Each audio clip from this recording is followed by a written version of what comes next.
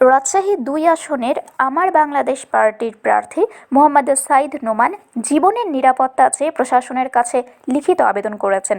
রোববার তিনি রিটার্নিং কর্মকর্তা ও জেলা প্রশাসকের কাছে এই আবেদন জমা দেন।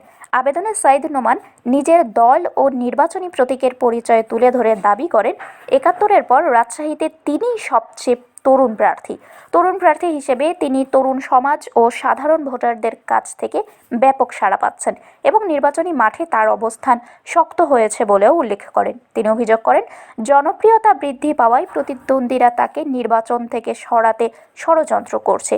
তাকে এবং তার দলের নেতাকর্মীদের উপর হামলার আশঙ্কা রয়েছে বলেও আবেদনে উল্লেখ করা হয়।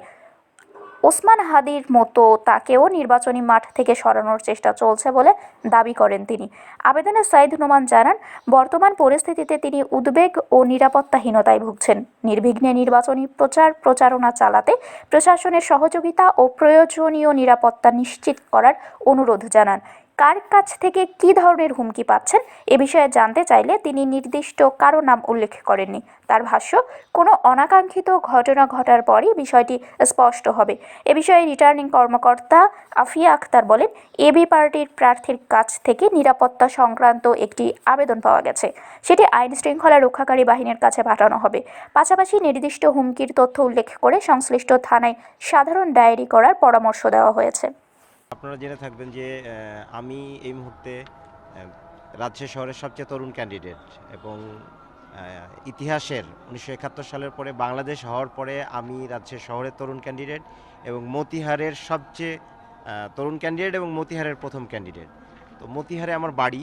প্রবলেম হচ্ছে যে একটা দল, একটা গোষ্ঠী, তারা মনে করছে যে মতিহারটা তাদের বা রাজশাহী শহর তাদের, এরকম একটা মনে করছে একটা দল এবং গোষ্ঠী।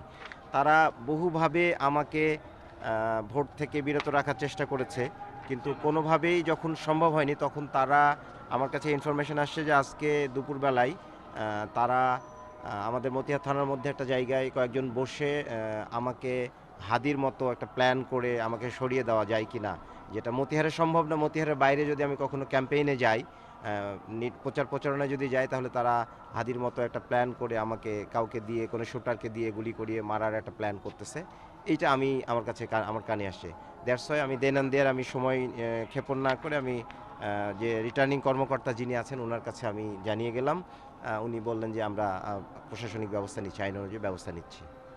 হ্যাঁ, আমি জিডি করব। আমি পুলিশ কমিশনারের কাছে অনুলিপি, পুলিশ কমিশনার এবং ডিজিএফআইকে দিয়েছি অনুলিপি। আমি তাদের কাছে এটা পৌঁছানোর ব্যবস্থা করে দেবো অ্যাজ সুন অ্যাজ পসিবল। এইখানে ব্যাপার হচ্ছে, শোনেন, এইখানে তো কোনো অভিযোগ, এই অভিযোগ এটা তো নর্মাল কোনো অভিযোগ না। যে ব্যাপারটা হলো যে আমার পোস্টার ছিল, লিফলেট ছিল না, এরকম কিছু না। কিন্তু মানে তারা আমাকে মারার প্ল্যান করছে, তারা হাদির মতো আমাকে মারার প্ল্যান করছে। এইটা আমি কারা বলবো, সময় আসলেই নাম বলে দেবো কারা কারা জড়িত। আমি আর একটু খোঁজ খবর নিই। আমার কাছে তো আমি যখন জেনেছি সঙ্গে সঙ্গে আমি চলে এসেছি মিডিয়ার কাছে এবং সঙ্গে সঙ্গে অভিযোগ দিয়ে গেছি। আমার কথা হচ্ছে যে কারা, কোন দল, এটা সময় আসলে আপনারা জেনে যাবেন। উইদিন শর্ট টাইমে আমি এটা আপনাদেরকে সংবাদ সম্মেলন করেই বলবো যে কারা এটা করতেছে। তরুণ ক্যান্ডিডেট রাজশাহীতে আমি ক্রেজ এখন। রাজশাহীতে যে কোনো জায়গায় যান, পাড়া মহল্লায় যান, আমি ইয়াং ক্যান্ডিডেটদের মধ্যে রাজশাহীতে তরুণ ভোটারদের কাছে আমি জনপ্রিয়। একটা দলের অবস্থা এত তলানিতে গেছে যে আমার মতো একটা ইয়াং ক্যান্ডিডেট, নতুন ক্যান্ডিডেটকে মারার প্ল্যান করতেছে। এইটা কত ন্যাক্কারজনক আপনারা ভেবে দেখেছেন? শারমিন শিমু, বরেন্দ্র টেলিভিশন।